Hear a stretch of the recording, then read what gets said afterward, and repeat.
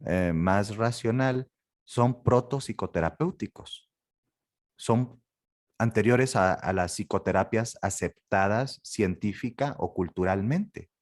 Son formas, ¿sí? De en que en que la gente canaliza sus procesos de dolor, sus traumas, sus sufrimientos, y es acompañada o por un especialista o toda la comunidad. En estos sentidos, existen, por ejemplo, dentro del curanderismo, pues la llamada plática, le llaman la plática, ese es el término como más conocido, ¿no?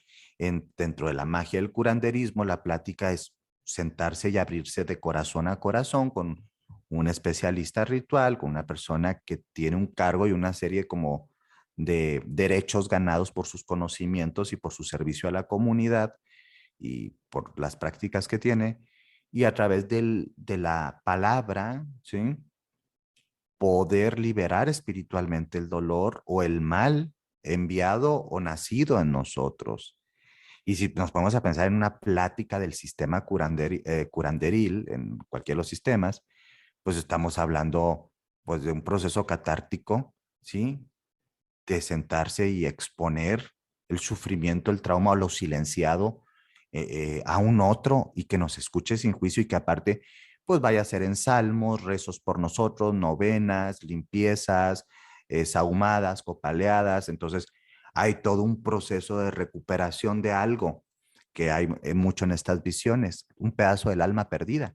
Muchas de las enfermedades en los procesos mágicos, al menos en la magia folclórica, en este contexto latinoamericano y mexicano, es que una parte de tu alma se va a otro lado, al monte, se lo lleva algún elemental o algún espíritu del monte o al mundo de abajo de los muertos, porque no hemos podido superar un duelo de una persona que hemos perdido por el corazón roto, por el sufrimiento, por la muerte, y un pedazo de nosotros se va. Entonces, en la plática hay una restauración y una conexión con nuestro dolor para poder entrar en ese estado. Entonces, lo que viene después que nos da el especialista, pues puede ser desde limpias, purificaciones, baños, temazcales, pero hay un proceso de conexión, ¿sí? Que es súper rebelde en esta época, en donde todo tiene que ser científico y todo tiene que ser regulado y todo tiene que ser cedulado. ¿Y qué pasa con la gente que no tiene dinero para jamás, o que en su contexto ni siquiera hay un psiquiatra o un psicoterapeuta?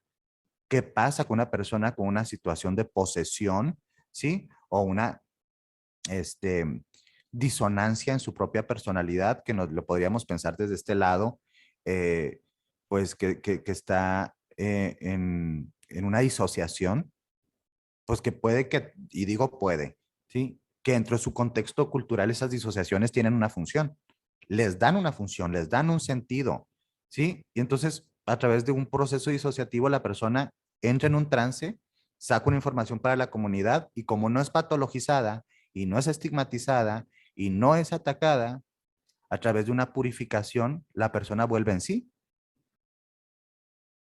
pero todo lo queremos colonizar desde la discursiva de la ciencia dura y de la ciencia que niega a los otros, a los que no están blanqueaditos y a los que no son eurocéntricos, ¿sí? Entonces, a veces en las pláticas vamos a encontrar como práctica tardía, ¿sí? El uso de naipes en México, no únicamente con fines de juego o de entretenimiento, sino el uso de naipes con fines de lectura, de símbolos, ¿sí? Como también habrá caracoles, como también habrá el maíz, la lectura del maíz, para poder conectar con, dentro de la plática o de la charla sanadora, que tiene un efecto sanador, pues posibilidades y probables soluciones que muchas veces yo hablando con personas que se dedican, sí, sobre todo más desde la práctica folclórica, ya ni siquiera es tan importante lo que ven en las cartas.